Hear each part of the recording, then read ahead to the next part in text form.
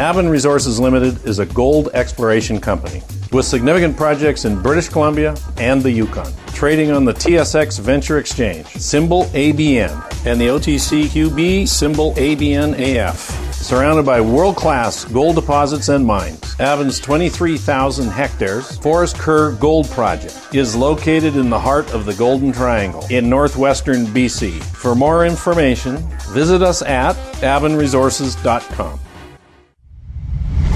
You're listening to HowStreet.com radio, available online at TalkDigitalNetwork.com.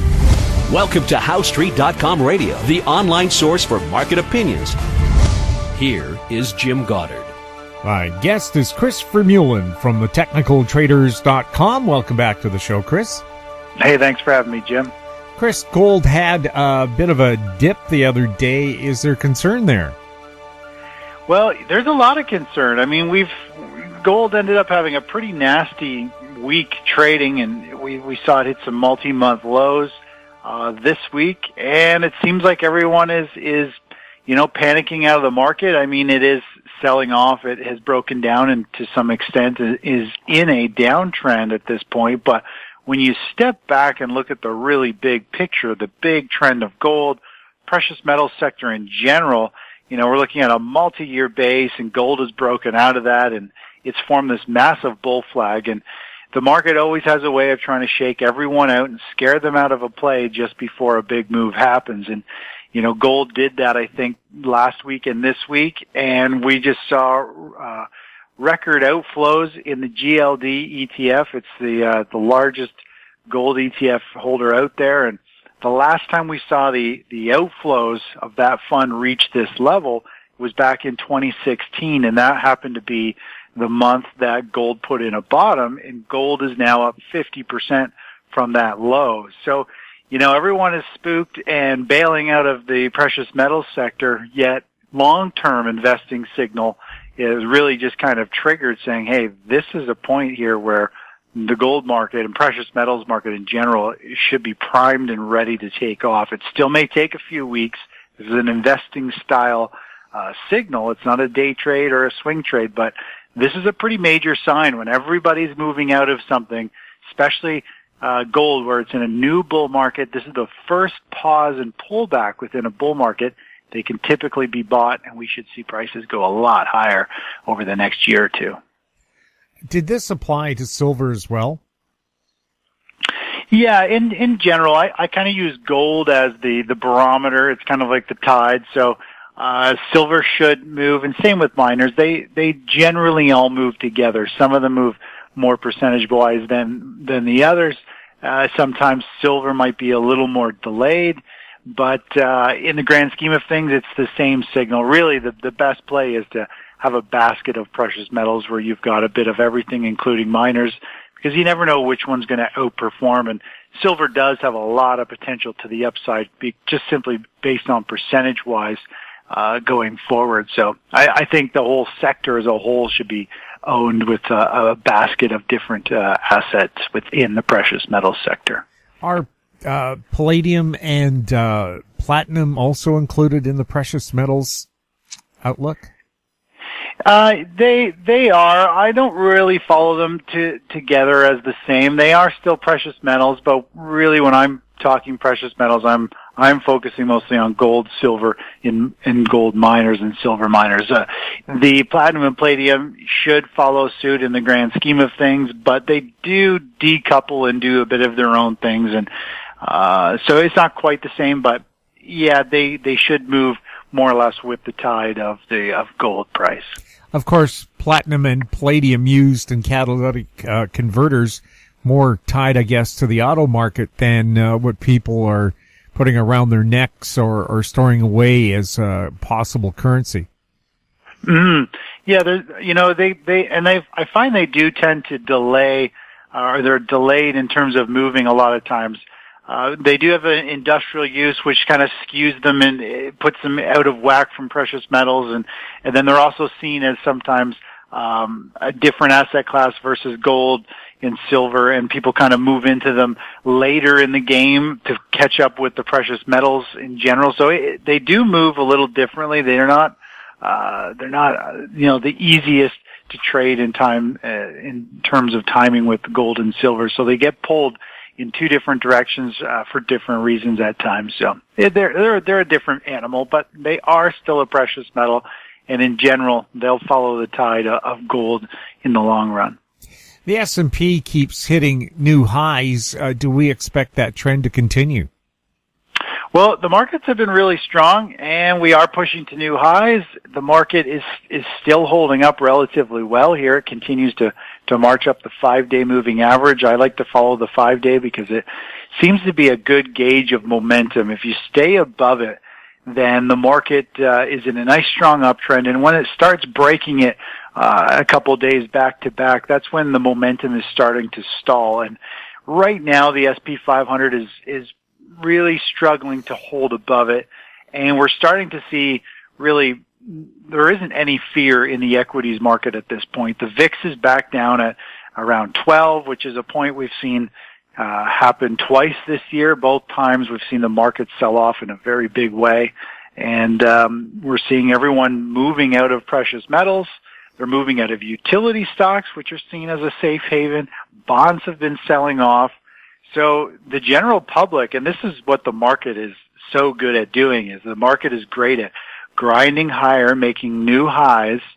They cover the media. The media just, eats it up saying, hey, indexes are at new all-time highs, and investors get super confident, and they don't want to sell their positions. In fact, they start to buy more, and they start selling off their safe havens. So everybody's been unloading all their risk-off assets and piling into the risk on, the stocks, the high risk plays. And that's the sign that the market is pretty close to a pretty significant correction. I think we could see it pull back down, test the potential lows that we saw back in October. So there's quite a bit of room for it to fall, but it doesn't mean we're going into a bear market at this point yet. We're just getting primed and ready for a correction, spook the market, shake things up, and then we'll see where it goes from there. Are we going to see another Boxing Day big drop this year like we did last year?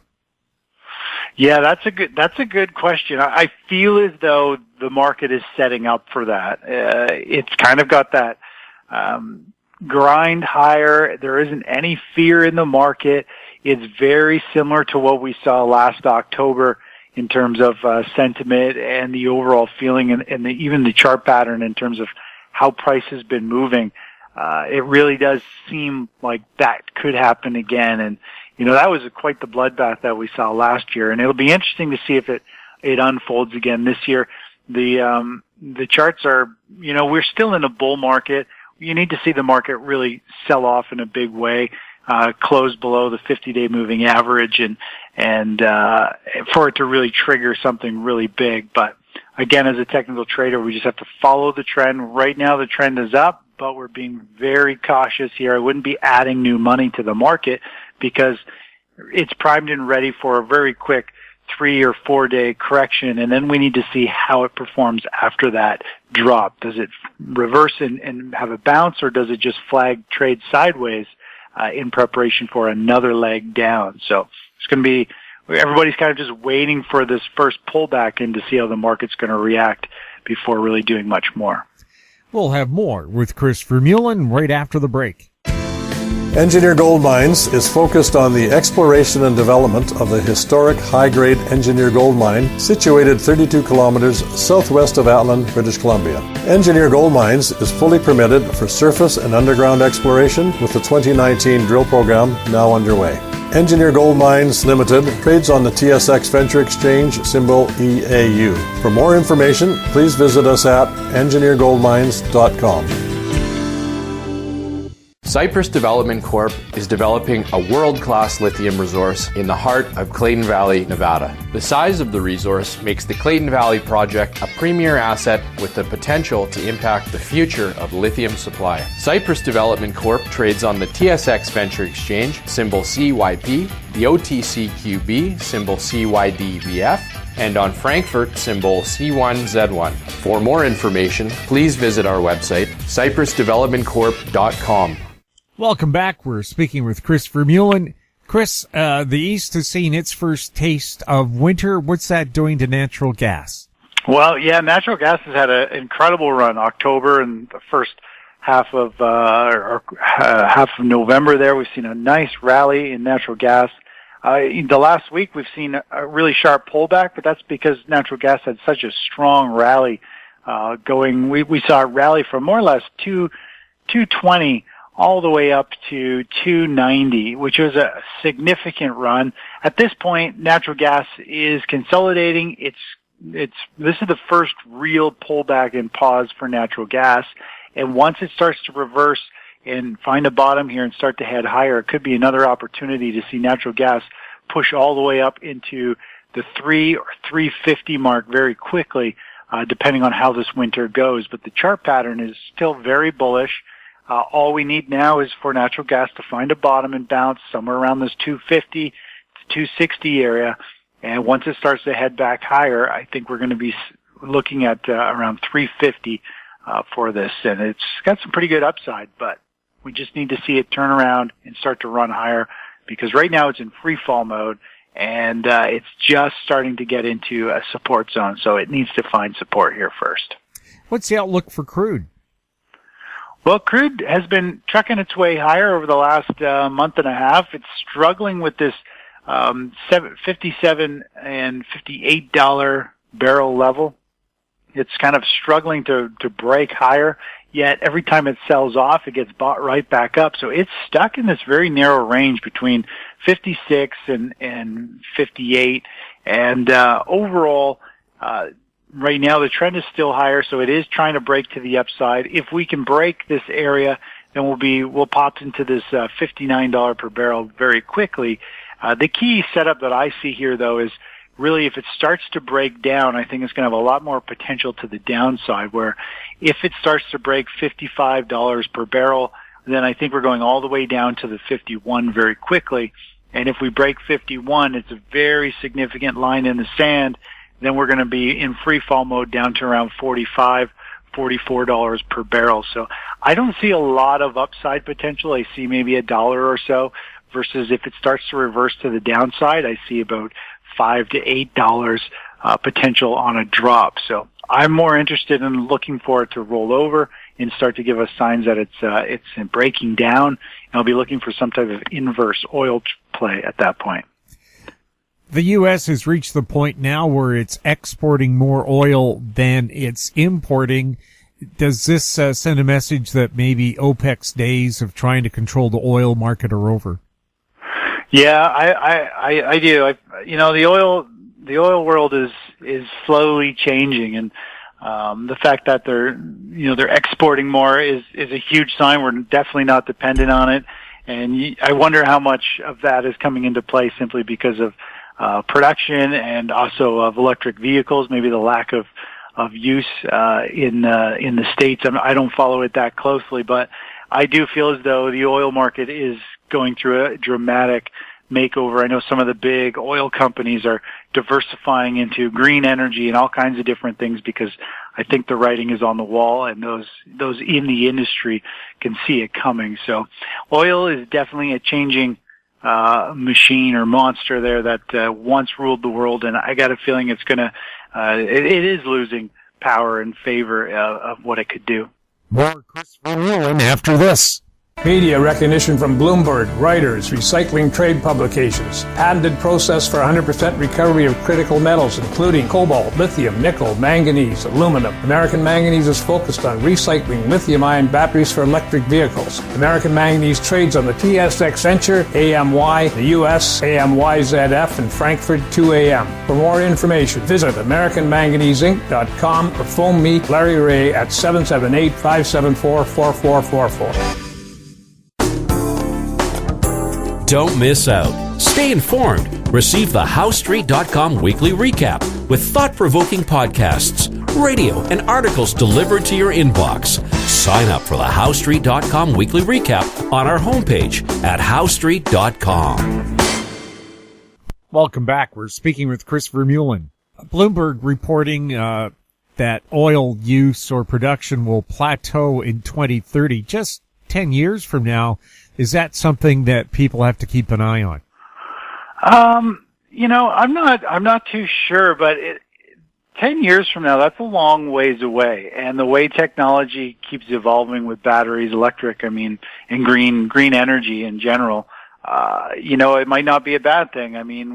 It might not affect really what's going on at all. I think more people are going to be moving to electric and potential natural gas or different modes of transportation or fuel. So I think oil is going to fall out of favor anyway. So really, if it starts to plateau, I don't think it's the end of the world for crude because it's slowly moving out of favor anyways. Any thoughts on cryptocurrencies? Well, looking at Bitcoin continues to, it had a nice pop a couple of weeks ago. It's holding its ground. It's forming what looks to be a little bit of a bull flag here, like it's primed and ready for another move higher. It's got lots of volume moving into the Bitcoin futures at this point, lots of buying volume that is. So really, at this point, it looks like we could see Bitcoin have a nice move to the upside from here back towards this 10,000, potentially 11,000 area. What we do need to see is for it to start to close above 9,125. And if we can get a close below there, a short-term pattern should trigger, and we should see a very quick pop to around 10,000. So there's some good upside potential. It is still kind of flagging in a downtrend, so that this bull flag where it's trending down needs to come to an end, start to turn up, and when it starts to break that 9,100 level, that's when I think you could jump on the boat and catch a quick pop to 10,000. 10,000 is going to be a mental resistance number. It's just a whole number. People say if it gets back to 10,000, I'm just going to sell it. It's a mental whole number kind of resistance area where it doesn't matter what you know about trading. If somebody says, if it gets back to, if they look at the chart, they say, if it gets to 10,000, I'm getting out. They have no technical reason behind it. It's just a big whole number, looks really good. So those whole numbers like 10,000, 11,000, those type of numbers are always going to act as a short-term support or resistance area. A decade number like 10,000 and 20,000 and 30,000 are much more powerful than a 11,000, 12,000. So 10,000 will definitely be a resistance area, and if it can break that, then we would technically be starting a new major bull market run in Bitcoin, which the last time you and I talked, we needed to break this level for it to trigger a rally back to 20,000. So it could go from one decade number up to the next, the 20,000 mark again. So it's got a very strong pattern. It just, and it's on the cusp of breaking out and rallying. It just hasn't done so yet. So Chris, how would you sum up the situation out there right now? Well, it all depends on the type of trading. As an investor, I think the precious metal sector is primed and ready now more than ever in terms of it finding a bottom and long term should continue to march its way higher. If you're looking to get into equities, I think you could wait a month or so. We need to see some type of pullback and correction in the equities market based on volatility, the fear index, and the put call ratio, and just price action. There isn't any fear in the market, and when investors aren't fearful, that usually means that the top is just around the corner. So if you're looking to get long equities, wait till we see a 3 or 5 or 8% correction, and you can get back in and go from there. In terms of energies, I'm more neutral on natural gas and crude at this point. They're both they're struggling within some ranges, and they're more for short-term traders going forward if you were to play those. Chris, thank you so much for chatting with us. Hey, thanks for having me on the show, Jim. My guest has been Chris Vermeulen from the technicaltraders.com. If you have any questions for Chris, you can send them to info@howstreet.com. Find us on Twitter @HowStreet, our YouTube channel, Talk Digital Network. I'm Jim Goddard. Thank you for listening. Comments made on HowStreet.com radio are an expression of opinion only and should not be construed in any matter whatsoever as recommendations to buy or sell any financial instrument at any time. Available online at TalkDigitalNetwork.com. HowStreet.com radio is a production of HowStreet Media Incorporated.